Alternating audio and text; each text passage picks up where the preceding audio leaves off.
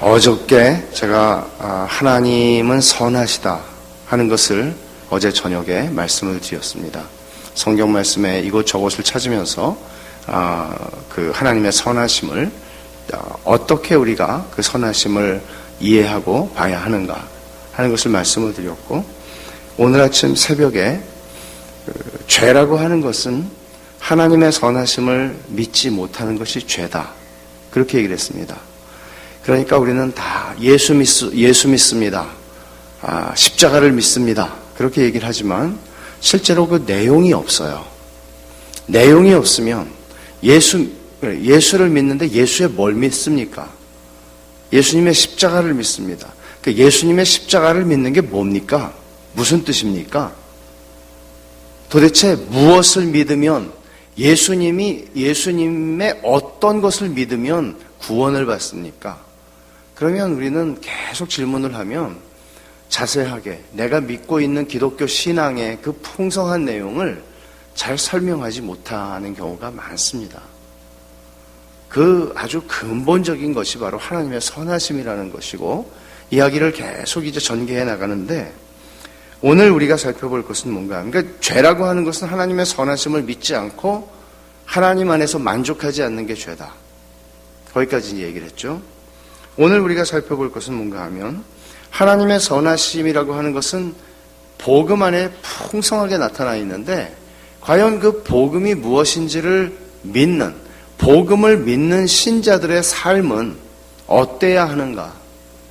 그리고 또 신자의 삶은 어떤 건가? 신자라는 존재는 도대체 어떤 존재인가? 그리고 그가 살아가는 삶의 실제는 그의 존재에 얼마나 잘 부합하는 것인가? 이런 문제들을 오늘 이 말씀을 통해서 로마서 6장, 7장, 8장을 우리가 살필 것입니다.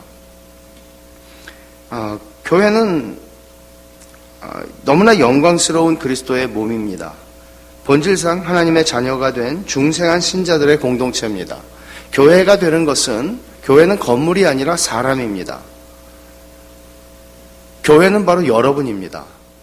그런데 그 여러분이라고 할 때에 그것은 모호하죠. 누구라도 예배당 안에 앉아 있으면 다 구원을 받았느냐? 절대로 그렇지 않습니다. 주님께서 니고데모에게 말씀하신 바와 같이 내가 거듭나지 아니하면 하나님 나라를 볼 수 없느니라. 거듭난다, 성령께서 우리를 낳으시는 것은 절대적으로 중요한 하나님의 자녀가 되는 중요한 그 탄생입니다. 그 사건이 없이 우리는 하나님의 자녀가 될 수 없습니다. 하나님에게로서 낫지 않은 하나님의 자녀는 없습니다. 단순히 교회라고 하는 건물을 교회라고 이해를 하는 사람들이 교회 안에 들어와 있다고 해서 구원을 받는 것은 절대로 아닙니다. 이런 점에서 교회는 사실상 섞여 있다고 봐야 되는 것입니다. 그러나 이 교회에서 분명히 하나님께서는 역사하고 계시고, 말씀을 통해서 진리로 사람을 성령께서는 낳으시고 중생하게 하시고, 그런 일들을 계속해서 하십니다. 그러니까 교회라는 것은 지상에서 어떤 것과도 비교할 수 없는, 섞여 있다고 할지라도 교회는 지상의 어떤 조직이나 어떤 클럽이나 어떤 모임과도 비교할 수가 없는 영광스러운 곳입니다. 이걸 아셔야 신자의 삶을 제대로 살아갈 수 있는 겁니다. 내가 교회, 남문교회에 속해 있다는 것이 내 삶을 설명해 줄 수 있는 최고로 영광스러운 일이라는 것을 아셔야 신앙생활을 제대로 한다는 얘기예요. 설령 이 가운데에 현직 대통령이 계시다 할지라도 내가 이 나라의 대통령이라고 하는 것보다도 내가 남문교회의 한 지체라고 하는 것, 이것이 대통령 5년 하죠. 5년 하고 끝나요. 세상에 욕도 그렇게 바가지로 욕먹는 직업도 없어요. 대대손손 욕을 먹어요. 여러분, 신자라고 하는 것은, 교회의 신자라고 하는 동떨어져서 살아가는 존재가 아닙니다. 신자는 그리스도의 몸이라고 일컬어지는 교회의 한 지체입니다. 내가 그리스도의 몸의 한 지체가 되었다라는 것은 우리가 어떤 존재인지를 설명해 줄 수 있는 이 세상의 어떤 언어와 어떤 직책과 어떤 조직에서의 내 역할보다도 더 중요한 겁니다. 이것을 알질 못하면 제가 이제 어디서 이제 신자들을 만나면 물어보잖아요. 여러분들도 그러시죠? 어느 교회 다니세요? 그렇게 물어봐요. 그러면은 조그마한 교회 다니시는 분들은 좀 힘이 없어요. 남원교회는 큰 교회예요. 여러분들은 그거를 모르실 거예요. 힘이 없어요. 교회가 30년이 됐든 50년이 됐든 교회가 조그마면 뭐라고 그러는지 아세요? 전 조그만 개척교회 다녀요. 아니 30년 된 교회가 어떻게 개척교회입니까? 작은 교회지. 그런데 뭐라고 말하면 다 알 수 있는 유명한 목사님이 목회하는 큰 교회 다니시는 분들은 물어봐 주기를 내심 기다렸다는 듯이 아주 얼른 대답을 합니다. 나 어느 교회 다녀요? 그러면 그 교회 어디 있어요? 그러면 기분 되게 나빠해요. 근데 제가 무슨 말씀을 드리는 건가 하면 세상에 크다고 하는 것은 세상의 가치예요. 예루살렘 성은 거룩한 성 새 예루살렘, 그것은 굉장히 큰 성이었습니다. 12,000 스타디온이라고 하는데 그거는 미국 대륙의 절반 정도에 해당한 2,221km 정도 되는 그 한 면의 길이가 그렇게 되는 정육면체로 거룩한 성 새 예루살렘이 하늘에서부터 내려오는 것을 요한이 봅니다. 교회입니다. 어린 양의 신부입니다. 거대한 성인데 크다는 말을 쓰지 않습니다. 거기에는. 왜냐하면 크다는 것은 세상의 가치예요. 여기는 거룩한 성이라고 말해요. 교회는 거룩한 것입니다. 작으나 크나 그 크기로 그 존재가 측정되지 않습니다. 아무리 작은 교회에 다녀도 그 교회는 우리 주 예수 그리스도의 보편적인 교회 안에 있는 것입니다. 그러니까 예수를 믿는다는 것과 예수를 믿는데 교회를 안 나가는 것은 예수를 안 믿는 것입니다. 예수를 믿는다는 것과 내가 교회에 속해 있다는 것은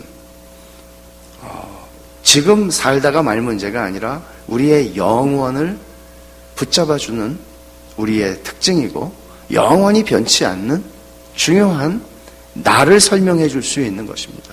제가 친하게 지내던 한 목사님이 있습니다. 미국에서 어려서부터 자라난 목사님이고 미국에서 아주 큰 교회, 한인교회를 담임하고 있는 분인데 그분이 그런 얘기를 해요. 어느 교회 목사다 이렇게 설명을 하면 사람들이 다 알아준다는 거예요. 근데 사실은 내가 어느 교회 목사이기 전에 나는 하나님의 자녀이고 성도라는 것, 이거보다 더 영광스러운 것은 없다는 거죠. 사람들에게 어느 교회 목사라는 것으로 알려져서 그렇게 이해를 받으면 큰 교회 목사님이구나. 그리고는 대접을 해주고 그런 것이 아니라 사실은 내가 하나님의 자녀의 성도라는 것과 비교할 수 있는 것은 없다는 거죠. 하나님 앞에 갔을 때 저 어느 교회 목사입니다 하는 게 통할 것 같아요? 하나님 앞에 갔을 때 내가 얼마나 큰 교회에서 있었는지가 통할 것 같아요? 그렇지 않아요. 우리 하나님의 자녀로서 살아가는 거예요. 하나님의 자녀의 영광, 신자의 영광이 어떤 것인지를 우리는 분명히 알아야 합니다. 그런데 오늘날 교회는 일반적으로 두 부류가 있어요. 일반적으로. 한 부류는 자신감이 좀 있는 분들인데 의지가 강한 소수의 핵심부 사람들입니다. 의지가 강하다는 것, 여러분 참 중요하죠. 뭐 공부를 하든 뭘 하든 뭔가 이루려고 하는 사람들은 의지가 강합니다. 공부를 잘하는 사람들을 관찰해 보시면 꼭 머리만 좋아서 공부를 잘하는 건 아닙니다.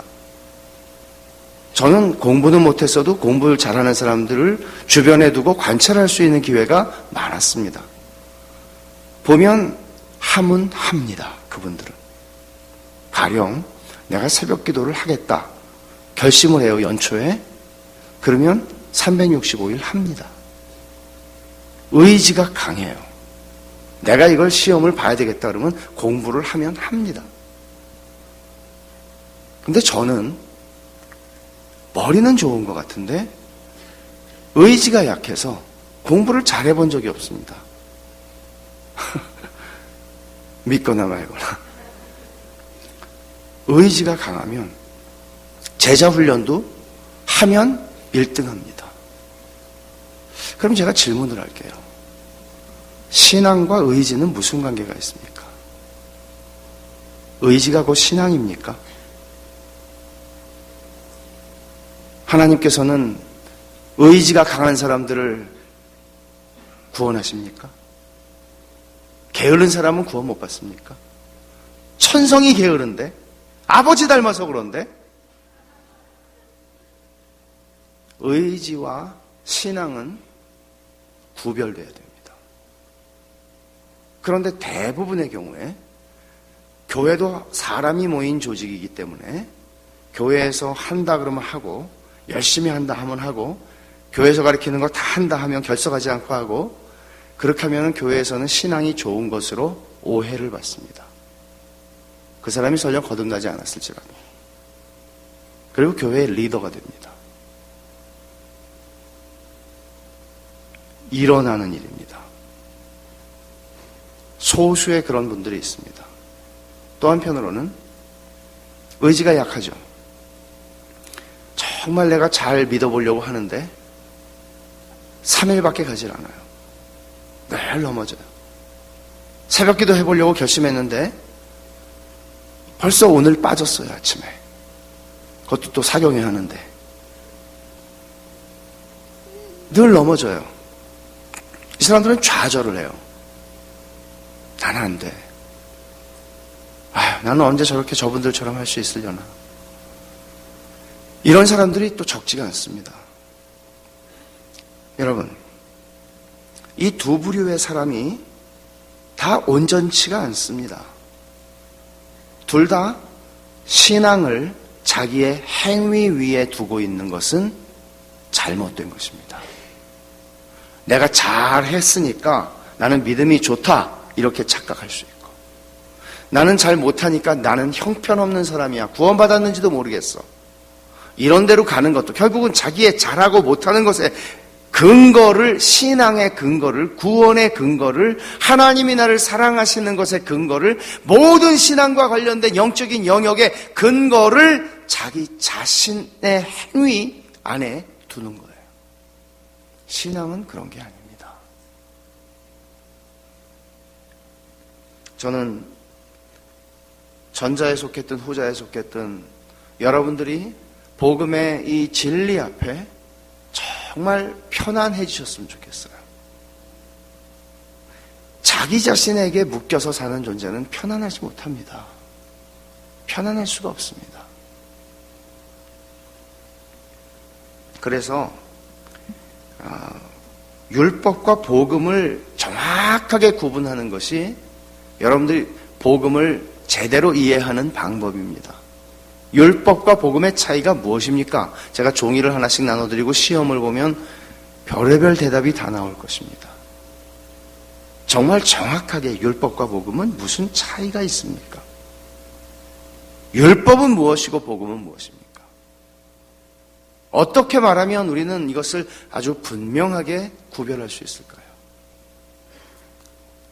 일단은 먼저 제가 간단하게 설명을 드릴게요. 율법은 이렇게 말합니다.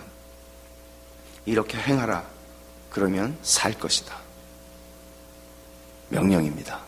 이렇게 행해라. 그러면 살 것이다. 복음은 뭐라고 말합니까? 내가 너를 위해서 다 했다. 그러므로 너는 살 것이다. 이 차이를 알겠어요? 율법은 말해요. 네가 이것을 행하면 살고 못하면 저주를 받는다. 하면 살고 못하면 죽는다. 먹으면 죽는다. 율법이에요. 복음은 내가 너를 위해서 다 했어. 그래서 너는 살아. 내 말을 믿느냐? 이게 복음입니다. 그러니까 율법에는 모든 것이 나에게 달려있는 것이 율법입니다. 복음은 모든 것이 예수 그리스도에게 달린 것입니다. 이 차이입니다. 중요한 것입니다. 율법은 명령이라고 그랬죠? 율법은 우리가 행해야 할, 순종해야 할 내용을 얘기해 줍니다. 복음은 약속입니다. 복음은 내가 믿어야 할 내용을 얘기해 줍니다. 그런데 율법이 우리의 본성과 가깝겠어요? 복음이 우리의 본성과 가깝겠어요? 율법이 가까운 거예요. 율법은, 우리 본성이라고 하는 것은 인과 율이 우리에게는 아주 깊이 박혀 있습니다. 인과 율. 원인과 결과가 만나는 거죠. 그러니까 내가 잘못했으면 벌 받을 거라는 걸 알아요. 이게 인과율입니다. 내가 잘했으면 상을 받아야 돼요. 인과율입니다. 우리는 자녀를 양육할 때에도 그런 인과율에 의해서 자녀를 양육하는 법입니다. 그런데 복음은 이런 인과율과 맞질 않습니다. 복음은 나에게 아무 근거가 없고 원인이 없는 일이 나에게 생긴 겁니다. 그래서 복음을 믿으라고 말합니다. 율법은 믿음의 대상이 아닙니다. 율법은 우리의 본성에 심겨져 있고 새겨져 있어서 율법은 믿어야 할 필요가 없습니다. 그냥 받아들여지는 겁니다. 당연한 겁니다. 복음은 당연하지가 않습니다. 나는 아무것도 한 것이 없는데 내 안에 구원이 일어난 겁니다. 이게 복음입니다. 내가 한 게 없는데 내가 살아나는 겁니다. 그러면 여러분, 율법이 요구하는 게 있죠. 율법이 요구하는 것은 완전함입니다. 하나님을 사랑하는 것도 그냥 사랑해서는 안 돼요. 마음과 뜻과 목숨을 다해서, 힘을 다해서 주 하나님을 사랑해야 돼요. 100%밖에, 율법이 요구하는 것은 완전함, 100%예요. 야고보 사도가 말한 것처럼 너희가 율법 가운데 하나를 범하였어도 율법을 다 범한 자가 된다. 율법을 10가지를 범하고 10,000가지를 범해야 지옥 가는 게 아니라 율법의 한 가지만 범해도 지옥 간다는 거예요. 주님께서 산상보훈에 이렇게 말씀하셨죠. 너희 의가 서기관과 바리새인보다 더 낫지 못하면 결코 천국에 들어가지 못한다. 서기관과 바리새인들이 얼마나 의로운 사람들이었고 얼마나 엄격한 율법주의자들이었는지 여러분 들어보셨으면 아실 거예요. 우리 가운데 그들처럼 살아갈 수 있는 사람은 거의 없습니다. 그런데 주님은 저 바리새인과 서기관들, 사람들이 다 우러러보는 저 대단한 사람들이 가지고 있는 의보다 더 낫지 않으면 못 들어간다고 그랬어요. 완전을 요구하시는 거죠. 이 얘기는 무슨 얘기인가 하면 저와 여러분 가운데 천국에 들어갈 수 있는 사람은 하나도 없다는 얘기입니다. 이게 율법은 하나님의 말씀입니다. 우리의 외적인 행위뿐만 아니라 마음의 완전함, 열매만이 아니라 뿌리의 완전함을 요구하는 겁니다. 겉으로 나타나는 행동으로 하나님은 판단하시거나 그것으로 우리를 그것에 의해서 좌우되지 않았어요. 우리의 마음의 뿌리, 동기, 모든 것들을 살피세요. 그러니까 율법의 의로 하나님의 기준을 만족시킬 수 있는 사람은 하나도 없다 하는 것이죠. 만약에 여러분이 율법을 완벽하게 지키신다면 어떻게 될까요? 구원받습니다. 율법을 완전하게 지키면 행위로 구원을 받습니다. 문제는 뭐죠? 지킬 사람이 없다는 거예요. 아무도. 그럼 율법을 하나님이 주신 이유가 뭘까요? 지킬 수도 없는 걸 주셔서 어디다가 쓰시려고? 하나님은 성경은 율법과 복음으로 되어 있습니다. 여러분, 구약은 율법이고 신약은 복음이다? 그런 건 틀린 이해예요. 신약 성경에도 율법이 많이 있어요. 너희는 서로 사랑하라, 서로 용납하라. 율법이에요. 명령이에요. 구약은 복음이 없느냐? 천만에요. 아담과 하와가 범죄하자마자 하나님께서 여자의 후손을 주시겠다고 약속을 하신 게 복음이에요. 여자의 후손이 뱀의 머리를 상하게 할 것이라고 말씀하신 게 복음이에요. 여자야, 네가 뱀의 머리를 밟아버려라. 아담아, 네가 뱀의 머리를 밟아버려라. 이렇게 되면 명령이죠, 그거는. 근데 하나님은 여자에게서 후손이 나게 하시고 그 여자의 후손이 뱀의 머리를 짓밟아 버릴 거라고 말씀하셨죠. 예수님이 하실 거라고. 복음이에요, 이거는. 구약과 신약에는 복음과 율법이 다 드러나 있습니다. 율법도 하나님의 말씀이고 복음도 하나님의 말씀입니다. 그런데 율법을 왜 주셨을까요? 율법을 지켜서 구원받을 사람이 아무도 없는데 왜 율법을 주셔서 무슨 율법이 우리 안에서 무슨 일을 하게 하려고 율법을 주셨냐는 거예요. 율법이 주어진 목적은 1차적으로 우리의 거울로 주신 겁니다. 근데 그 거울이 세상에 어떤 거울도 비추어지지 않는 우리 속에 가장 깊은 더러움을 비추어주는 거울입니다.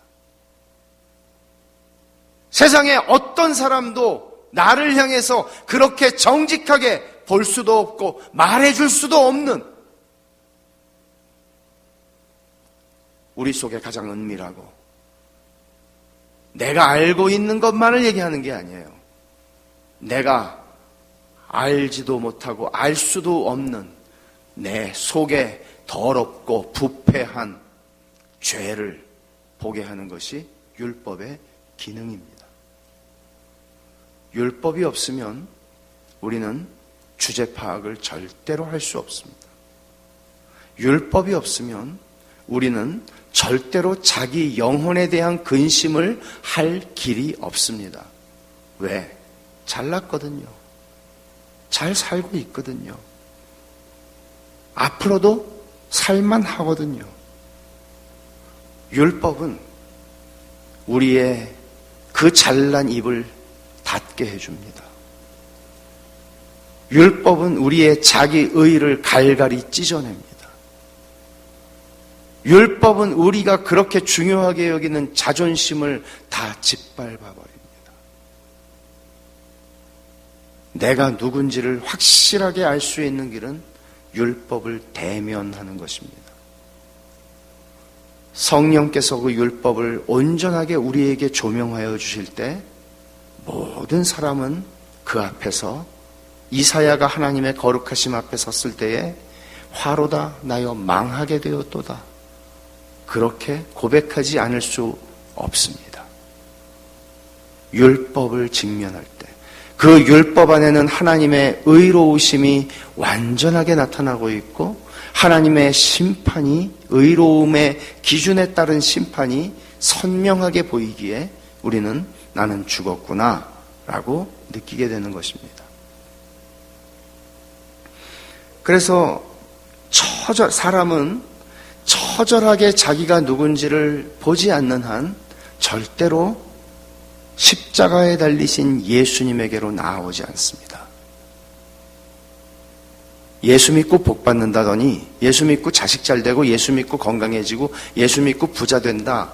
이런 사이비 복음에 현혹될 수 있는 사람들은 많이 있겠지만 예수 그리스도의 십자가의 구속에 깊고도 넓고도 풍성하고도 한이 없는 그 깊은 은혜는 찾아오지 않습니다. 율법 없이 복음으로 가지 않습니다, 사람은. 율법 없이 복음으로 가는 사람들이 오늘날 많습니다. 그 이유는 복음이 타락했기 때문이죠. 강단에서 전해지는 복음이 물탄 복음이 되었기 때문이죠. 그것은 교회의 재앙입니다. 교회의 타락이죠. 율법을 좋아할 수 있을까요, 사람이? 여러분, 거울아 거울아 이 세상에서 누가 제일 예쁘니? 이것은 아주 오래된 서양의 동화입니다. 누구나 거울을 보면서 자신의 모습을 더 이쁘게 드러내고 싶고 그런 목적으로 거울을 봅니다. 그러나 율법이라는 거울은 보면 볼수록 우리의 추함과 더러움을 드러내줍니다. 그 율법이 선포되는 강단에 그 앞에서 그 율법의 말씀 앞에 반응할 수 있는 사람들은 하나님께서 은혜를 주시지 않으면 아무도 반응하지 못합니다. 대적하겠죠. 내가 오늘 기분 좋게 주일날 아침에 왔는데 내가 저렇게 기분 잡치는 소리를 들어야 되겠어? 이럴 수 있죠. 그러나 성경은 율법을 분명하게 말씀하고 있습니다. 우리가 복음으로 가기 위한 문은 하나밖에 없습니다. 율법입니다. 율법을 통과하지 않고 복음으로 가는 사람은 없습니다. 철로역정에 보면 존 버녀는 담 넘어 들어오는 사람들의 얘기를 합니다. 크리스찬은 처음부터 장망성에서 그 죄짐을 짊어지고 십자가 앞에 풀어놓고 그 길을 처음부터 통과한 사람이에요. 좁은 문으로 들어가서 십자가를 지나갔어요. 그런데 휘파람 불면서 옆문으로 들어오는 사람, 담 넘어 들어오는 사람들이 있다고요. 끝까지 같이 가요. 천국문에 이르기까지 같이 가요. 근데 천국문에서 그들은 아무 증서를 가지고 있지 않아서 결국은 들어가질 못하죠. 끝까지 같이 갔는데. 이게 뭐예요? 율법을 통해서 복음으로 들어오지 않은 사람들의 이야기를 하는 겁니다. 율법과 복음을 제대로 이해하지 못한 우리의 신앙생활은 결국은 율법을 성취하려는 그 반복되는 노력 이상도 이하도 아니에요. 그러니까 이것은 행위 종교가 되는 건데 불교와 조금도 다르지 않아요. 착하게 살자 결심하고 또 수양도 하고 또 노력도 하고. 기독교 복음은 그런 게 아니에요, 여러분. 율법이 요구하는 완전함은 우리가 아니라 예수 그리스도께서 그 율법의 요구를 이루시기 위해서 이 땅에 오신 거예요. 아무도 아담 이래로 아무도 아담의 후손으로 온 사람은 율법을 이룰 수 있는 사람이 없다고요. 하나님께서 예수 그리스도를 이 땅에 보내신 것은, 우리를 구원할 구속주로 보내신 것은 무슨 뜻인가 하면 율법의 요구를 이루어야 하나님 앞에 설 수 있다고요. 누구나. 열심히 살았는데요로 안 돼요. 완벽함을 요구하는 율법의 요구를 완벽하게 만족시키는 사람만 하나님 앞에 설 수 있다고요. 구원받는다고요.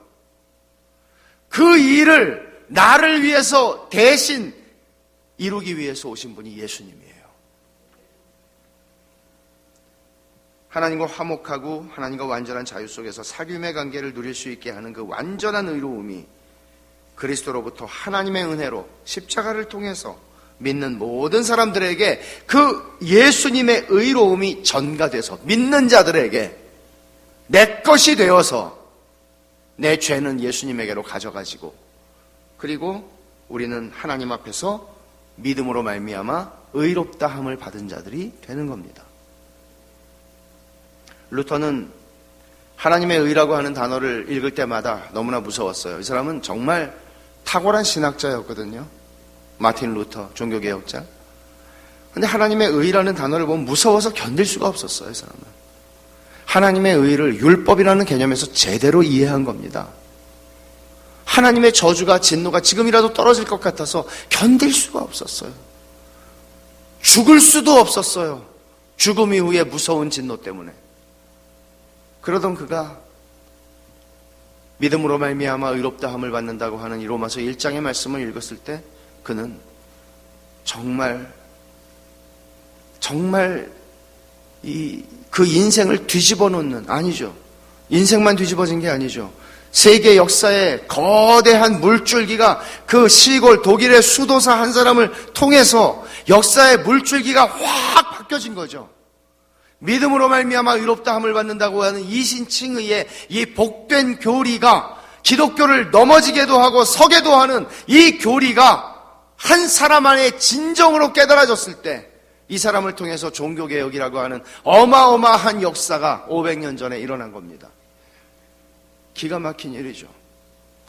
한 사람에게 깨달아진 하나님의 의라고 하는 개념이 그와 같이 강력한 것이었다면 저와 여러분의 인생에서도 그건 마찬가지입니다. 왜 그 사람에게 그렇게 강력했느냐? 율법을 율법으로 보았기 때문입니다. 여러분, 여러분이 예수를 믿는데도 불구하고 나는 아무 힘이 없다고 느끼신다면 여러분들은 율법을 점검하셔야 합니다. 나 괜찮은 사람인데 예수 믿어서 더 괜찮아졌네? 이런 거는 예수 믿는 게 아닙니다. 모든 사람이 다 죄를 범하였으면 하나님의 영광에 이르지 못할 뿐 아니라 하나님의 진노 아래에 있는 사람들이라고 성경은 얘기합니다. 하나님의 진노는 얼마나 무서운지 요한계시록에 보면 바위들아 나를 덮쳐서 제발 저 진노하시는 하나님의 낯에서 나를 건져달라고 얘기합니다. 바위들이 나를 짓눌러 죽여서 하나님의 진노하시는 얼굴을 보지 않도록 가려달라고 얘기합니다. 오늘날 하나님을 무슨 친구처럼, 하나님을 무슨 함부로 동네 아이스크림 장사처럼 하나님을 함부로 부르는 것들이 일상화되어 있는 이런 시대에 우리가 살고 있습니다. 하나님의 두려우심과 어미로우심과 하나님의 의로우심과 거룩하심과 하나님의 모든 속성들을 우리는 너무나 거기에 무지한 채 내가 만들어낸 하나님, 옆집 아저씨 같은 혹은 뒷방의 할아버지 같은 그런 모습으로 섬기고 있는 것입니다. 그러니까 복음은 힘이 없습니다. 복음으로 말미암아 우리 안에 일어난 일이 얼마나 엄청난 일인지를 모르는 겁니다.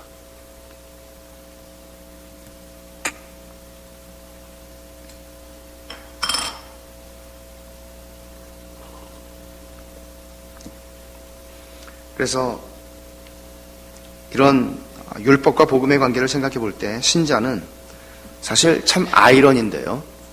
성공을 통해서보다는 실패를 통해서 성장합니다.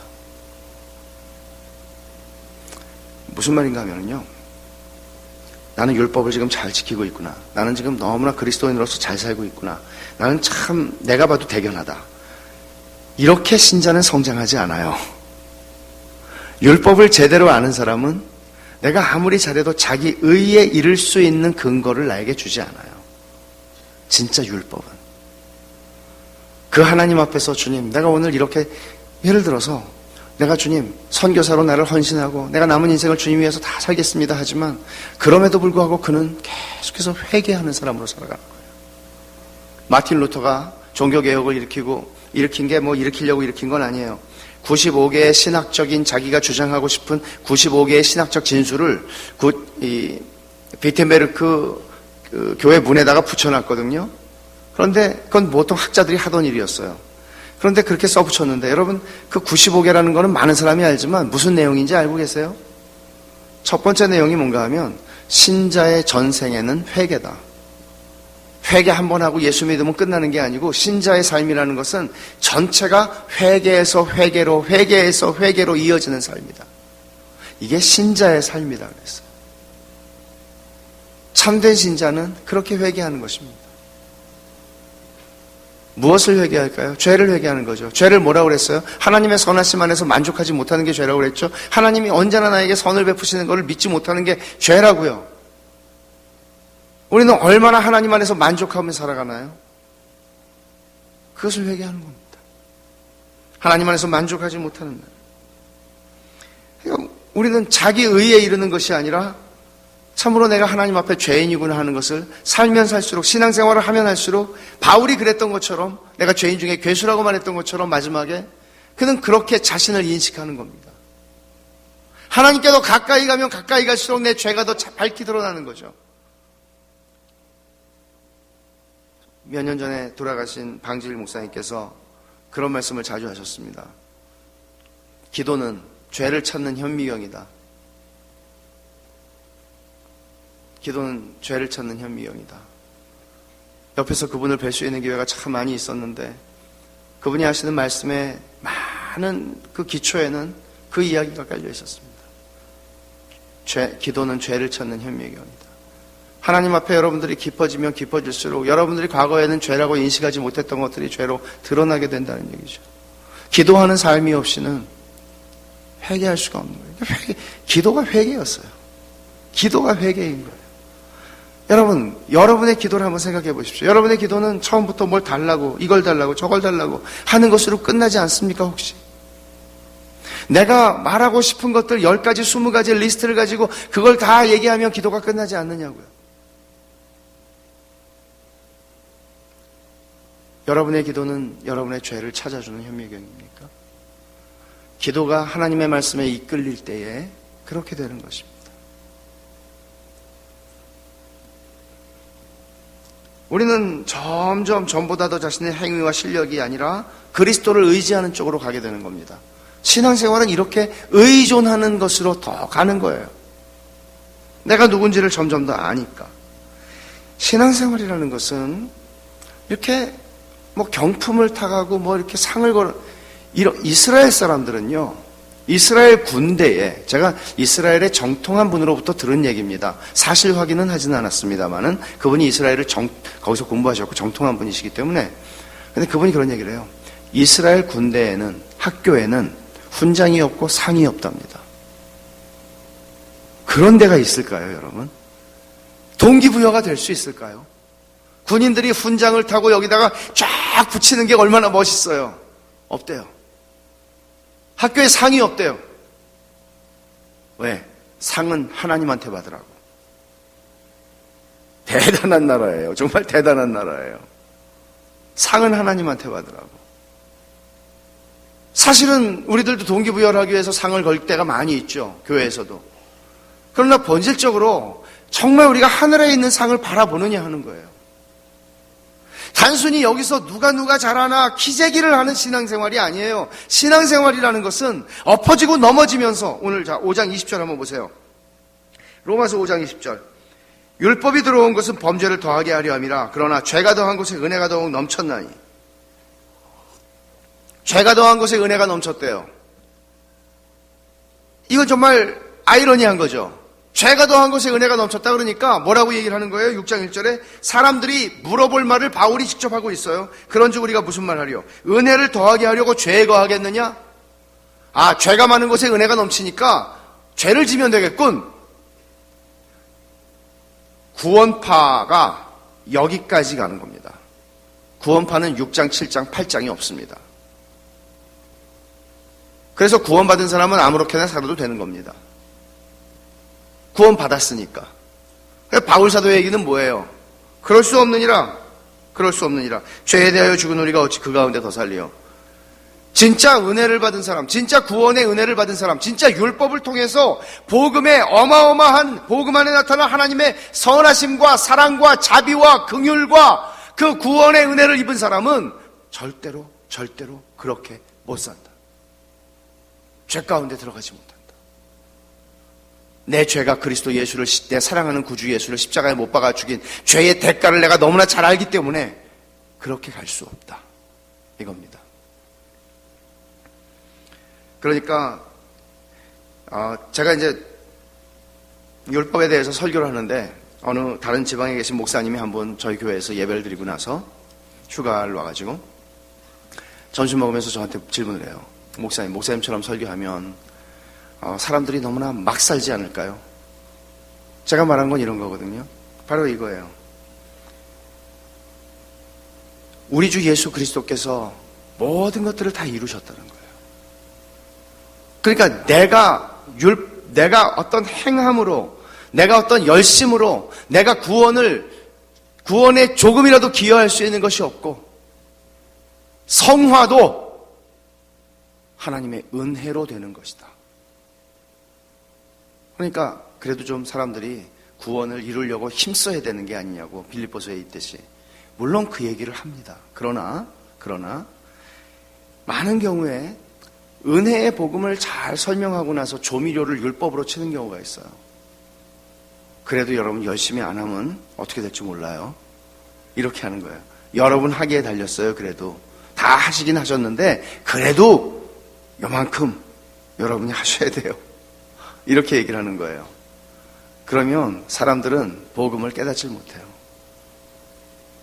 왜냐하면 우리는 그쪽으로 이해하고 싶은 게 너무나 많기 때문에, 율법주의적으로.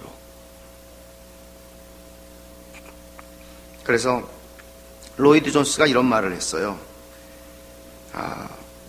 그것은 복음 설교에 대한 아주 훌륭한 시금석입니다. 만일 내가 전하는 구원의 복음에 대한 설교가 이런 오해를 당하지 않으면 그건 복음이 아닙니다. 어떤 오해요? 아니 그럼 막 살아도 됩니까?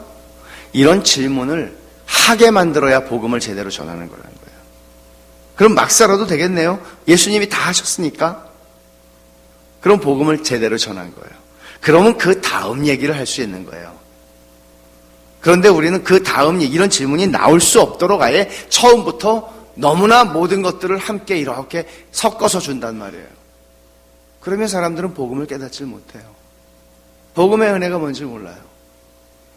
여러분 이 말씀은 그렇게 쉬운 말씀이 아닙니다. 제가 이 말씀을 오늘 저녁에 여러분들에게 어려울 수 있는 말씀이지만 이 사경회잖아요. 사경회 아시죠? 사경회는 성경 공부입니다. 어떤 때보다도 더 심각하게 성경을 공부하는 때입니다. 그래서 성경을 여러분이 공부한다 이렇게 생각을 하고 저는 제가 한 가지 가지고 있는 생각은 설교는 결코 어려운 것은 아닙니다. 왜냐하면 성령께서 조명하시지 않으면 우리는 말씀을 깨달을 수가 없습니다. 그래서 성령의 조명, PhD 학위를 몇 개씩 가지고 있는 사람들도 못 알아듣습니다. 그러나 초등학교도 못 나온 할머니도 다 알아듣습니다. 저는 그거를 정말 많이 경험했습니다. 정말 많이 경험했습니다. 박사님들이 정말 많은 교회에서 목회를 했습니다. 미국에서. 근데 못 알아듣는 분들이 부지기수였습니다. 그런데 정말 학교 제대로 다녀보시지도 않은 분이 너무너무 은혜를 받고 변하시는 걸 봤습니다. 여러분, 이거 영적인 것입니다. 그리고 성령의 조명하심을 구하셔야 합니다. 그리고 이런 면에서 저는 설교가 졸다가 깨서 들어도 알아들을 수 있는 설교여서는 안 된다고 믿습니다. 설교는 그 어느 때보다도 정신 바짝 차리고 조금이라도 놓치면은 길을 잃어버릴지도 모르는, 왜냐하면 하나님의 말씀은 논리적이거든요. 치밀하거든요. 하나님의 말씀은 이런 점에서 그저 이런 거예요. 여러분, 중학교 다니는 애들도 참고서 보고 공부하고 이해가 안 가면 과외 선생님을 통해서 공부를 하고 학원 가서 공부를 합니다. 하다못해 세상 학문을 배우는 중학생들도. 여러분, 하나님을 배우는데, 하나님을 알아가는 이 영광스럽고도 이 가치 있는 이 일을 하는데 어떻게 우리는 그저 정말 편안하게 가만히 있어도 그냥 가만히 있어도 들어오는 그런 생각할 수 있겠어요? 저는 이렇게 생각을 해요.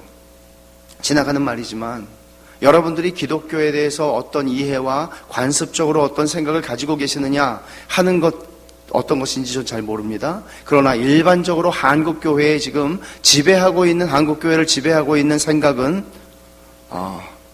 초등학생 수준의 교회가 되어가고 있다는 것입니다. 여러분,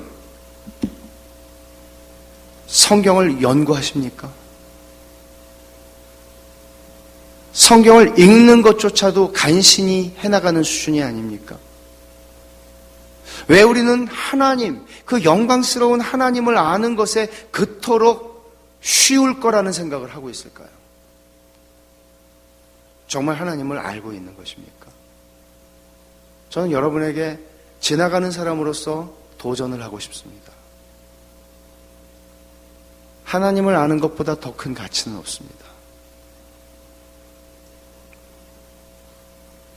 수만 명, 수백만 명이 배교를 한다 해도 자기의 하나님을 아는 자는 강하여 용맹을 떨친다고 했을 뿐만 아니라 호세아 선지자를 통해서 하나님께서 이스라엘에 주신 메시지는 너희가 망하는데 왜 망하는지는 알아라. 너희가 나를 몰라서 망한다. 지식이 없어서 망한다. 성경 지식이 아니라 하나님을 몰라서 망한다. 너무너무 심각한 얘기입니다. 바울 사도는 디모데에게 사람들로 하여금 정말 배우고 확신한 일에 거하도록 하기 위해서 너 자신이 배우고 확신한 일에 거하라고 말합니다. 진리의 말씀을 배우셔야 하고 열심을 내십시오. 열심을 내십시오. 남문교회가 가지고 있는 힘이 무엇인지 아십니까? 하나님의 아들을 믿는 것과 아는 일에 하나가 되는 것입니다. 숫자가 1000명, 10,000명, 10만 명이 되는 것보다 강한 것은 하나님의 아들을 믿는 것과 아는 일에 진리 안에서 하나가 되는 교회는 세상이 감당치 못합니다. 여러분들에게, 누구에게, 여러분의 초등학생에게 물어보는, 중학생에게 혹은 어떤 연세 드신 어르신에게 물어봐도 우리가 믿는 기독교 복음과 우리가 믿는 하나님이 어떤 하나님인지를 단순히 머릿속으로 암송하고 아는 것 아니라 그것을 우리의 가슴으로 경험하고 아는 것을 말할 수 있는, 그리고 동일한 하나님을 믿는, 동일한 주 예수 그리스도에 대한 신앙을 고백하는 것이 기독교 교회가 가지는 힘입니다. 이것은 교회의 잔고에 쌓여있는 돈과 비교할 수 없는 겁니다. 선교사 몇 명 파송했냐 비교할 수 없는 겁니다. 이게 교회입니다. 여러분이 열심을 내셔야 하는 것은 그 일입니다. 그것을 위해서 교회는 존재합니다. 여러분이 하나님의 아들이 누구신지를 정확하게 알고 믿어야 정확하게 복음을 전할 것이고, 여러분들을 보면서 사람들은 교회를 보면서 하나님의 아들이 누구신지를 오해하지 않을 것이고 참된 복음으로 회심하는 일들이 일어날 것입니다. 오늘 한국 교회에는 이런 교회가 필요합니다. 하나님의 아들을 믿는 것과 아는 일에 하나가 되는 것입니다. 이게 교회입니다. 돈도 아니고 재력이 있는 사람도 아닙니다. 정치적인 영향력도 아닙니다. 하나님을 아는 것입니다. 여러분, 하나님이 누군지를 안다는 것은 그 앞에서 우리가 누군지를 아는 것입니다. 6장 2절에 신자의 위대한 정의가 나옵니다. 신자가 누구냐? 죄에 대하여 죽은 우리입니다. 죄에 대하여 죽은 사람입니다. 신자는 죄에 대하여 죽은 사람이에요. 오해하지 마십시오. 이것은 죄를 짓지 않는다는 얘기가 아닙니다. 또 이 말은 명령이 아닙니다. 죄에 대해서 죽어라 하는 명령이 아닙니다. 진술입니다. 신자란 누구냐? 죄에 대해서 죽은 사람이다. 이것은 체험이 아닙니다. 사실입니다. 로마서 6장 1절부터 11절 사이에 체험에 대한 얘기는 전혀 나오지 않습니다. 사실을 나누고 있습니다. 이걸 좀 더 설명을 드리죠. 제 딸이 부모가 한국으로 가는 결정을 내린 후에 자기는 미국에 살겠다고 그러고 시민권을 취득했습니다. 선서를 하고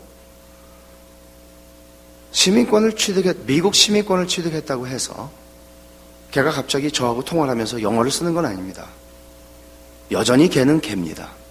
얼굴색 하나 하나도 변한 게 없습니다.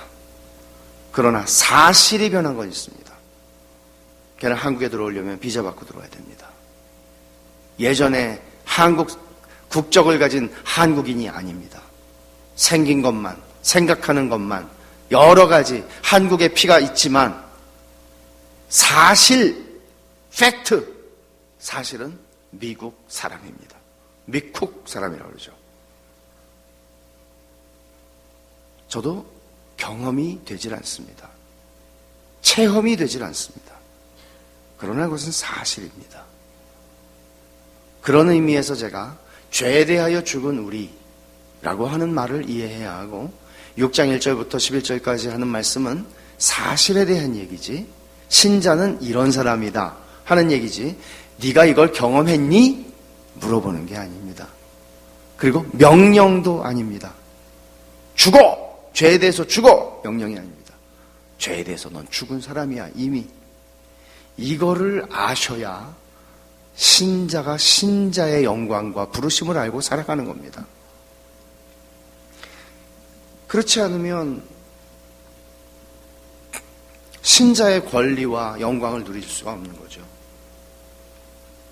신자의 신분은 3절에 이제 이 죽은 우리를 설명하는데, 죄에 대하여 죽은 우리를 무릇 그리스도의, 여기 여러분 제가 3절 4절을 읽을 건데 5절까지 읽을게요. 반복되는 말을 한번 찾아보세요. 무릇 그리스도 예수와 합하여 세례를 받은 우리는 그의 죽으심과 합하여 세례를 받은 줄 알지 못하느냐. 그러므로 우리가 그의 죽으심과 합하여 세례를 받음으로 그와 함께 장사되었나니 이는 아버지의 영광으로 말미암아 그리스도를 죽은 자 가운데서 살리심과 같이 우리로 또한 새 생명 가운데 행하게 하려 함이라. 만일 우리가 그의 죽으심과 같은 모양으로 연합한 자가 되었으면 또한 그의 부활과 같은 모양으로 연합한 자도 되리라. 반복된 말이 뭐예요? 합하여, 그리고 연합, 같은 말이거든요. 근데 이 위대한 이 구절들 안에서 그리스도와의 연합이라고 하는 아주 놀랍고도 영광스럽고도 기독교 구원의 교리의 봉우리라고, 산봉우리라고 할 수 있는 교리가 있어요. 그게 뭔가 하면 그리스도와의 연합이라고 하는 교리예요. 유감스럽게도 이렇게 영광스럽고 은혜스럽고 이렇게도 아름다운 기독교 구원의 교리를 저는 교회를 다니면서 한 번도 들어본 적이 없어요. 모태신앙으로 어려서부터 교회를 빠진 적 없이 다녔는데 신학교 갈 때까지 전 들어본 적이 없었어요. 이 교리가 얼마나 위대하고 그리스도인들로 하여금 얼마나 자신만만하게 하고, 자신만만은 아니에요, 주신만만. 아시겠어요, 차이를? 너무너무 놀라운 얘기죠. 여기 합하여라는 얘기는, 세례라는 게 어떤 의미냐? 너희는 그리스도 예수와 합하여 세례를 받았다. 그리스도 예수와 합하여, 연합하여, 이 말은 그리스도 예수와 같은 운명, 그리스도 예수와 연합했다는 말은 우리식으로 표현할 수, 인간 안에 있는 제도로 표현하면 결혼이에요. 우리나라에서는 물론 김 씨와 이 씨가 결혼하면은 각각 김 씨와 이 씨로 살지만, 미국의 전통적인, 서양의 전통적인 방식은 뭐죠? 여자의 성이 결혼하면서 남자의 성을 따라가죠. 이거는 성경적인 겁니다. 한 몸이 되는 것이고 연합하는 것이기 때문입니다. 여러분, 결혼하게 되면, 왕과 결혼하면은 거지 시골 처녀가 왕과 결혼하면 뭐가 되죠? 왕비가 되는 거예요. 에스더가 아수에로 왕하고 결혼하는 순간 왕비가 된 겁니다. 유대 포로의 후손인데, 결혼이라고 하는 것은 그 남편이 혹은 아내가 가지고 있는 지위와 모든 것들을 다 동일하게 소유한다는 개념입니다.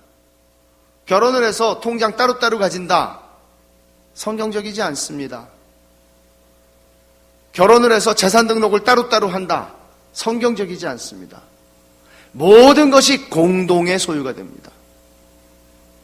성경이 말하고 있는 둘이 합하여 한 몸이 될지니라 라고 하는 말씀은, 여기 사실 에베소 5장에 있는 말씀은 결혼식 주례의 말씀으로 많이 사용되는 말씀인 거 여러분 아실 겁니다.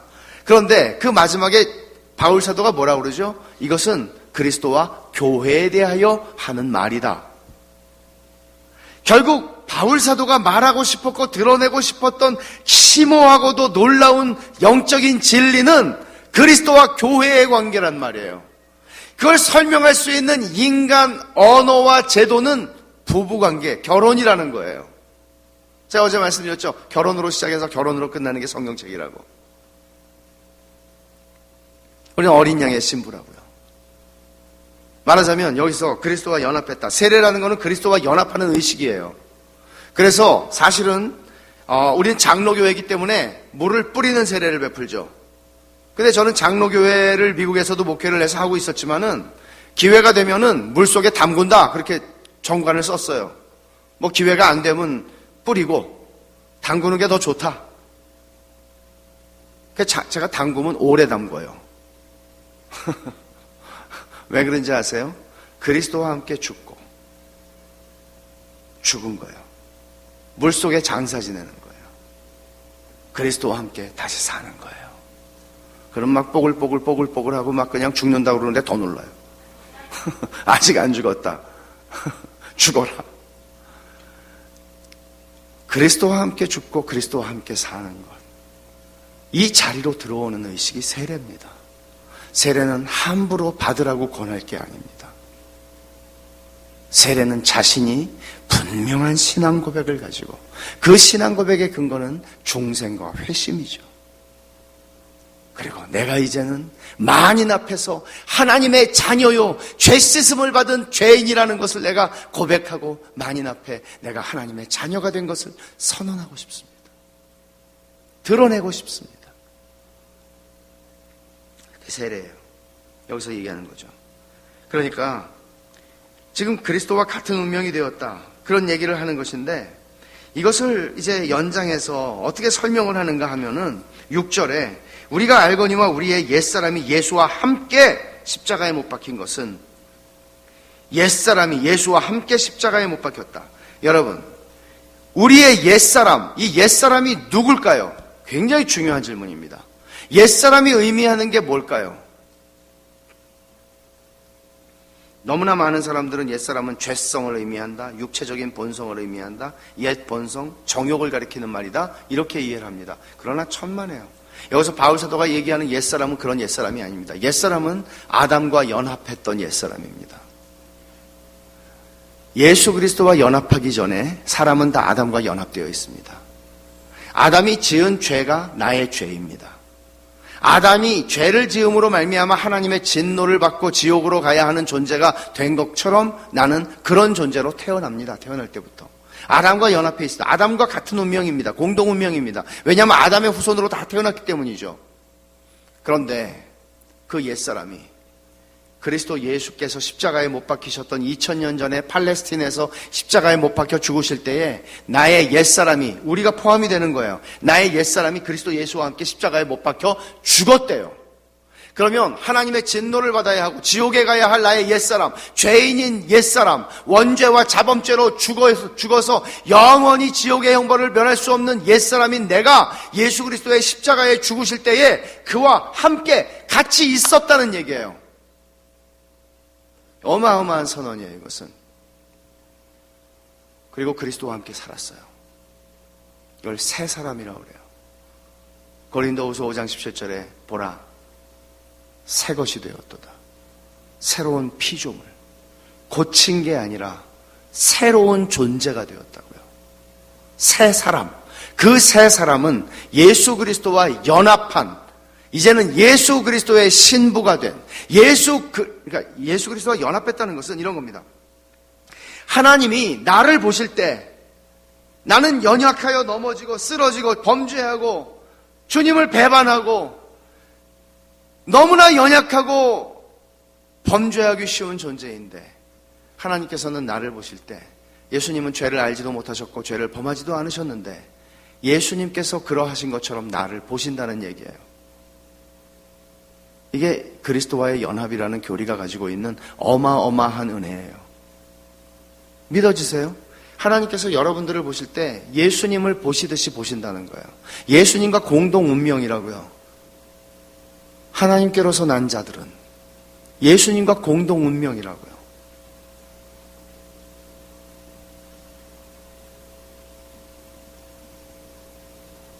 옛사람은 예수님이 십자가에 못 박힐 때, 여러분, 하나님은 영원하신 분이다 하는 게 하나님의 속성이에요. 영원하심. 영원하다는 말을 우리는 이해를 못해요. 왜냐하면 우리는 다 시간으로만 이해하니까. 어저께, 그저께, 몇 년 전에, 혹은 내년에, 우린 전부 시간으로만 이해해요. 영원이라는 건 시간이 연장되는 개념이 아니고 시간이 없는 개념이에요.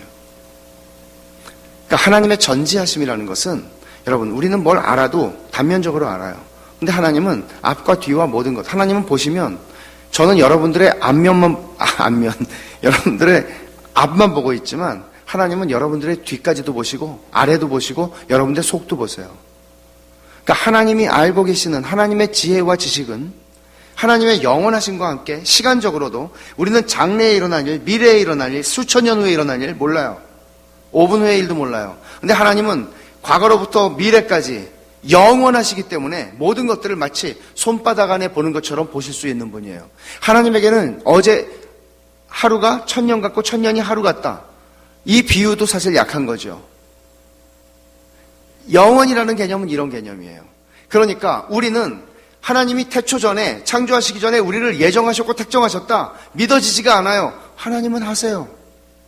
나는 태어난 게 20세기에 태어났는데, 그것도 이 땅에서, 대한민국이라는 나라에서 태어났는데, 하나님은 2000년 전이 아니라 천지를 창조하시기 전에 나를 아셨다고 말해요. 하나님은 그런 하나님이세요.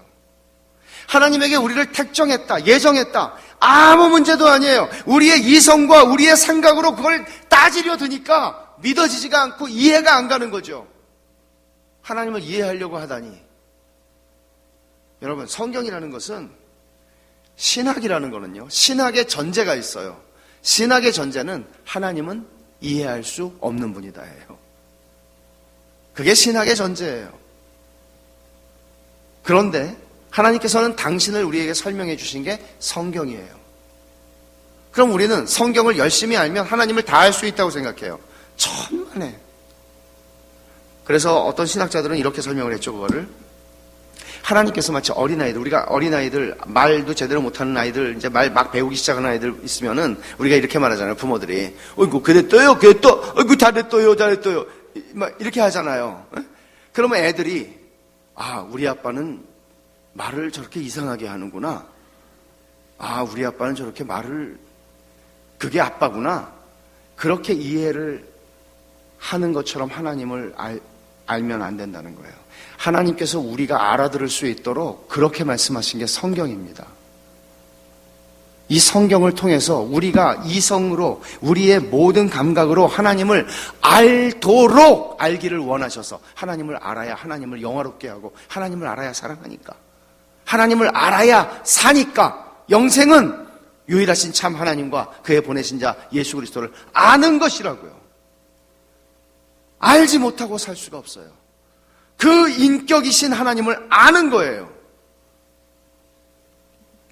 그러니까 하나님께서 우리에게 그런 말씀을 주셨을 때, 이 말씀은 우리의 지력과 우리의 모든 것들을 동원해서 연구해서 하나님을 알라고 주신 말씀이라고요. 그러니까 이런 말씀들을 우리가 보면서, 여기서 옛사람이 의미하는 게 뭐예요? 옛사람, 그리스도의 연합이라는 이 위대한 교리가, 나는 믿어지지가 않는데 나를 하나님께서는 예수 그리스도를 보는 것처럼 보신다는 것, 이게 복음이에요. 나의 2000년 전에 나의 옛사람 김형익이라고 하는 저주를 받고 하나님 율법의 저주 아래에 있고 하나님의 진노 아래에 있었던 죄인이었던 옛사람 김형익은 2000년 전에 예수님이 십자가에 달리셨던 그때에 예수 그리스도와 함께 죽었어요. 하나님의 저주를 받았어요. 진노를 받았다고요. 나의 아버지, 나의 아버지, 어찌하여 나를 버리시나이까? 라고 주님이 말씀하신 건 쇼가 아니라 실제로 하나님 아버지께서 버리셔야 할 이유가 없는 아들을 버리시고 진노를 퍼부으신 것인데, 그 진노는 바로 나의 옛사람이 받아야 하는 진노를 예수 그리스도에게 베푸셨고, 그때에 나의 옛사람은 그리스도 안에서 그와 함께 죽은 거라는 것이 복음의 풍성한 내용이에요. 이것은 경험이 아니에요. 저는 2000년 전에 꿈도 꿀 수가 없어요. 이거는 하나님 앞에서 일어난 사실이에요. 모든 구원받은 하나님의 백성들은 그들의 옛사람이 십자가에서 죽지 않은 사람은 없는 겁니다. 만일 예수 그리스도의 죽으심 안에서 나의 옛사람이 죽지 않았다면 나는 마지막 날 하나님 앞에서 다시 두 번째 죽음을 죽어야 하고 영원한 불못에 던지워져야 하는 것입니다. 이미 나에 대한 죄의 심판이 그리스도 안에서 일어났기에 우리에게는 더 이상의 심판이 없는 겁니다. 사람들은 이렇게 생각하기가 쉬워요. 내가 예수 믿을 때까지 지은 죄가 용서받았다. 앞으로 짓는 죄는 계속 회개해야 된다. 그래야 용서받는다. 그래야 천국 간다. 천만에요. 어떻게 여러분이 지은 죄를 다 기억하고 다 회개하시려고요? 예수님이 십자가에서 죽으실 때에 우리의 죄에 대한 심판은, 저는 2000년 후에 태어난 사람인데 그럼에도 불구하고 저의 태어났을 때부터 죽을 때까지 지은 모든 죄에 대한 하나님의 심판이 예수 그리스도께서 십자가에 못 박혀 죽으실 때 나의 모든 죄에 대한 심판이 끝난 것입니다. 이것이 놀라운 것입니다. 너무나 많은 사람들이 이 복음을 축소시키고 싶어 합니다. 캐톨릭, 로마 캐톨릭. 그래서 늘 고해성사를 통해서, 그리고 또는 보속이라고 하는 제도를 통해서 자기 죄를 씻어내야 하는 거죠. 그러고도 자신이 없으니 연옥을 만들어내는 겁니다. 이렇게 기독교 교리를 뒤집어 놓고 왜곡시키고 기만하는 것이죠, 사람들을. 그건 기독교가 아닙니다. 기독교 이단입니다.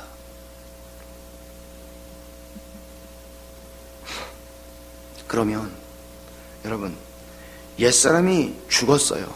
옛사람이 죽었는데, 그렇다면 우리는 왜 그렇게 죄를 짓고 사는 걸까요? 죄에 대해서 죽은 우리가 왜 죄를 짓는 걸까요? 이걸 설명하지 않으면 신자는 헷갈려서 살지 못합니다. 그걸 설명하거든요. 자, 12절을 한번 봅시다. 6장 12절.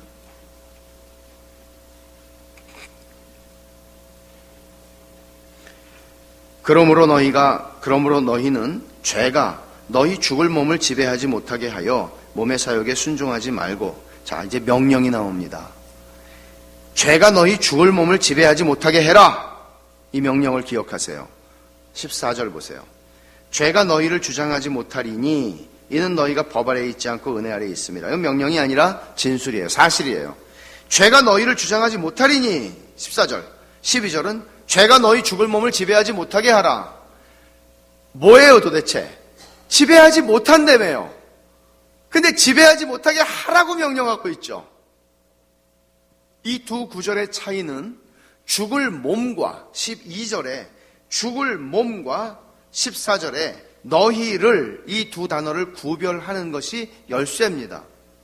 분명히 예수 그리스도를 믿는 사람들은 옛사람이 죽었기 때문에 죄가 우리를 더 이상 지배하지 못합니다. 죄가 주인이 아닙니다. 우린 죄의 노예가 아닙니다. 죄에게서 우리는 결박이 풀어졌습니다. 우리의 주인은 누구예요? 예수 그리스도입니다. 그런데 죽을 몸, 죄가 우리를 지배할 수 있는 것은 우리가 아니라 죽을 몸을 지배할 수가 있습니다. 죽을 몸이라고 표현한 것은 6절 하반절에 다른 단어로 또 설명이 되고 있는데, 죄의 몸이 죽어 다시는 우리가 죄에게 종노릇하지 아니하려 함이니, 옛사람을 십자가에 못 박아, 예수 그리스도와 함께 십자가에 못 박아 죽이신 이유, 목적, 죄의 몸이 죽어서 다시는 우리가 죄에게 종노릇하지 말게 하려고. 죄의 몸, 또 12절에는 죽을 몸, 같은 단어예요. 같은 말이에요. 말하자면 이런 겁니다. 여러분, 우리는 구원을 받았습니다. 예수를 믿는 사람들은 다 구원을 받았습니다. 그 구원은 이루어질 것이고 확실한 것입니다. 하나님의 열심이 그것을 이룰 것입니다. 그런데 우리의 영혼은 구원을 받았는데 우리의 몸은, 여러분 죽으시면 여러분 어떻게 되세요? 예수 믿는 사람들은 죽으면 죽는 순간에 어떻게 돼요? 우리의 영혼은 하나님 품에 안기는 거예요. 영광 가운데 들어가는 거예요. 그러나 몸은요, 관 속에 들어가고 땅 속에 들어가고 혹은 불태워지기도 하죠. 벌레들이 먹기도 할 것이고 시간이 흐르면 썩어요. 예수 믿는 사람이라고 해서 그 몸이 썩지 않는 몸은 없어요. 예수 믿지만 우리의 육신, 껍데기는 다 썩어요. 예수 믿는데도 늙어요. 주름살 생기고요. 감기도 들고 암에도 걸려요. 예수 믿는데도. 이 죽을 몸은, 죄의 몸은, 그러나 예수 그리스도께서 부활하실 때 부활의 영광스러운 몸을 입으신 것처럼 우리의 부활의 날에, 예수 그리스도 재림의 부활의 날에 우리의 몸이 영광스러운 몸으로, 우리의 구원받은 우리의 영혼이 영광스러운 구원받은 몸을 입게 될 거예요. 지금은 그 몸이 아니에요. 그래서 로마서 8장 23절에 보면 한번 보죠. 로마서 8장 23절. 이 얼마나 놀라운 말씀인가 하면 그뿐 아니라 또한 우리 곧 성령의 처음 익은 열매를 받은 우리까지도 속으로 탄식하여 양자될 것 곧 우리 몸에 속량을 기다리느니라. 탄식한다고요. 나는 구원받았어요. 죄를 짓고 싶은 생각은 추호도 없어요. 하나님을 기쁘시게 하고 싶고 하나님을 즐거워하면서 내 평생의 삶을 살고 싶어요. 하나님께 내 몸을 다 드리고 싶어요. 하나님의 영광을 위해서 나를 쓰고 싶어요. 그런데 이 몸이 죄의 몸이고 죽을 몸이어서 자꾸 사욕을 쫓아가는 쪽으로 가게 되는 경우들을 경험해요. 넘어진다고요. 그래서 몸의 속량을 기다린다고 말하는 거예요. 이 몸이 구속받을 날을 기다린다고요. 영광의 몸을 입게 될 날을 기다린다고요. 그때에는 우리가 영과 육이 하나가 되어서 하나님을 영화롭게 하고 영원토록 하나님의 영광을 위해서 하나님을 즐거워하고 살 수 있다는 거예요. 그런데 지금은 우리가 사는 동안에 여러분들이 만약에 구원받는 순간에 죽으면 이런 고민이 없어요. 근데 하나님께서는 하나님의 깊은 경륜과 섭리 가운데에서 우리를 구원하시고도 이 땅을 살게 하세요. 그게 필요하니까. 너무나 필요하니까. 우리는 하늘나라에 들어갈 옷을 잘 준비하는 시간이 되는 거예요. 그래서 여기 12절에 얘기하는 죄로 너희 죽을 몸을 지배하지 못하게 하는 거, 그리고 14절에 죄가 너희를 지배하지 못한다 하는 거, 이 차이를 여러분이 잘 이해를 하셔야 돼요. 죄의 몸, 죽을 몸, 이것은 늘 사욕을 쫓아갈 수도 있는 그런 연약한 몸이란 말이에요. 그래서 12절에 이렇게 말한 거예요. 하반절에 몸의 사욕에 순종하지 말고 또한 너희 지체를 불의의 무기로 죄에게 내주지 말고 오직 너희 자신을 죽은 자 가운데서 다시 살아난 자같이 하나님께 드리며 너희 지체를 의의 무기로 하나님께 드리라. 이 싸움을 해야 돼요. 이제는 저절로 되는 거 아니에요.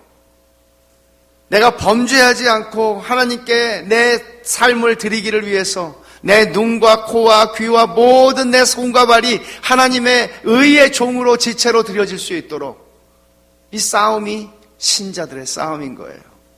그런데 이걸 내가 잘하느냐 못하느냐에 따라서 내 구원이 왔다 갔다 하거나 내가 잘하느냐 못하느냐에 따라서 하나님의 사랑이 왔다 갔다 하거나 안 그래요. 하나님은 변함없이 우리를 그리스도를 보시듯이 보신다고요. 어떤 모습으로 보는 건가 하면 우리가 구원을 받고 영화로운 모습이 된 것으로 하나님이 보시는 거예요. 우린 지금 이 싸움을 싸우고 있지만 하나님은 아세요. 이미 승리한 싸움인 걸. 왜냐하면 주님이 이기셨으니까. 그래서 하나님께서는 그 모습으로 우리를 보세요. 여러분, 저와 여러분들은 다 공사 중인 사람들이에요. 빌리 그레이엄 목사님의 사모님 루스 그레이엄 여사가 사실은 남편보다도 더 훌륭한 분으로 존경을 받죠. 루스 그레이엄 여사는 돌아가시기 전에 농담을 하셨어요. 참 공사 중인 사람 때문에 여러분 고생 많았습니다. 나는 공사 중이었는데 이제 공사 끝나고 주님 앞에 갑니다. 공사 중인 거는 먼지가 나고 소리도 나고 시끄럽고 좀 지나가고 싶지 않죠. 공사 현장은. 근데 우리가 다 공사 현장이에요. 공사 중인 사람들이에요. 공사 중인 사람들이 모였어요. 근데 여러분, 우리도 하나님이 우리를 보시는 모습으로 볼 수 있어야 돼요. 그래야 사랑할 수 있어요. 그래야 공사 중인 사람을 끌어안을 수 있어요. C.S. 루이스가 한 말 가운데 이런 말이 있어요. 우리는 마지막 날에 깜짝 놀랄 거다. 서로를 보면서 이렇게 존귀하고 이렇게 영광스럽고 이렇게 빛나고 이렇게 광채가 나는 사람일 수가 있는가. 하나님이 우리를 영화롭게 하셨을 때 진작에 알았더라면 진작에 이 사람처럼 대해줄 걸. 또 하나는 이렇게 마귀적이고 이렇게 더럽고 이렇게 무섭고 이렇게 잔인한 인간일 줄을, 야수와 같은 마귀와 같은 인간일 줄은 몰랐다. 그들의 속이 다 드러났을 때. 여러분, 그리스도와 연합하는 것은 믿음으로 말미암아 그리스도와 연합하는 것입니다. 그리스도와 연합한 사람들의 종국은 영광스럽고 그리스도와 연합한 그대로 그리스도의 신부입니다. 여러분의 좌우에 계시는 그리스도 예수 안에서 교회로 모인 하나님의 백성들을 서로가 그렇게 봐줄 때 여러분들은 사랑할 수 있는 힘이 더 생길 수 있는 것입니다. 하나님께서 우리를 사랑하시면 우리의 종국의 영광을 너무나 분명하게 보시기 때문에 끝까지 우리를 참아주시고 기다려주시고 우리를 사랑하시는 것입니다. 여러분, 이것을 여러분들이 확인하셔야 해요. 회복하셔야 돼요. 그래서 죄는 신자 안에 있는 것이 아니라 신자의 죽을 몸 안에 있는 것입니다. 죄가 더 이상 우리를 지배하지 않습니다. 죄에 대하여 죽은 우리, 그게 바로 이 말입니다. 그래서 여러분, 제가 여기까지만 하고 내일 새벽에 마저 하겠습니다. 못한 건 할 수 없습니다. 시간이 너무나 많이 가서 제가 여기까지만 하고 7장에 있는 말씀을 좀 설명을 드리고 내일 새벽에 좀 순서를 바꿔서 사실은 내일 새벽에 하려고 했던 복음의 핵심을 내일 저녁 때 하려고 하고 이제 이것과 연결해서 제가 8장까지 말씀을 좀 여러분들과 나누도록 하겠습니다. 여러분, 오늘 이 말씀 기억하십시오. 하나님의 선하심이 우리를 구원하시는 방법은 이와 같이 놀라운 것입니다. 그리스도와 결혼하게 하시는 방식입니다. 그리스도의 모든 것을 내가 얻게 하시는 방식입니다. 에베소서에 있는 말씀 보고 오늘 말씀을 마치겠습니다. 에베소서 2장을 한번 펴보십시다.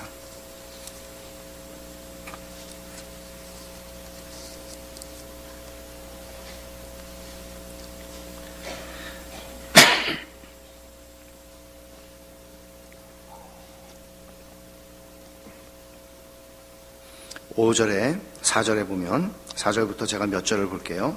긍휼이 풍성하신 하나님이 우리를 사랑하신 그 큰 사랑을 인하여 허물로 죽은 우리를 그리스도와 함께 살리셨고 너희는 은혜로 구원을 받은 것이라. 또 함께 일으키사 그리스도 예수 안에서 함께 하늘에 앉히시니 이는 그리스도 예수 안에서 우리에게 자비하심으로써 그 은혜의 지극히 풍성함을 오는 여러 세대에 나타내려 하심이라.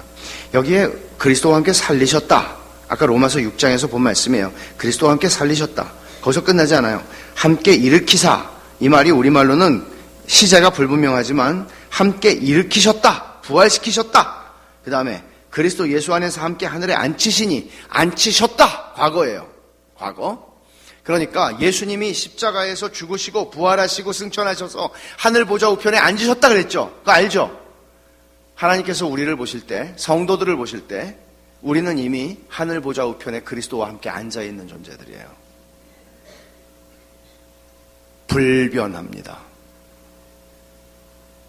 죽음도, 환난도, 핍박도, 현재일이나 장래일도, 어떤 권세자도 우리 주 예수 그리스도 안에 있는 하나님의 사랑에서 끊을 수 있는, 이것을 변개할 수 있는 것은 존재하지 않습니다.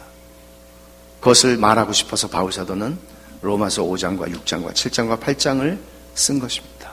성령께서 그 말씀을 통해서 예수를 믿는 자들을 담대하게 하시고 확신 가운데 살게 하시고 세상에서 내가 무슨 일을 겪어도 욥과 같은 고난을 겪을지라도 하나님이 나를 버린 것처럼 여겨지는, 느껴지는 순간이 있을 때조차도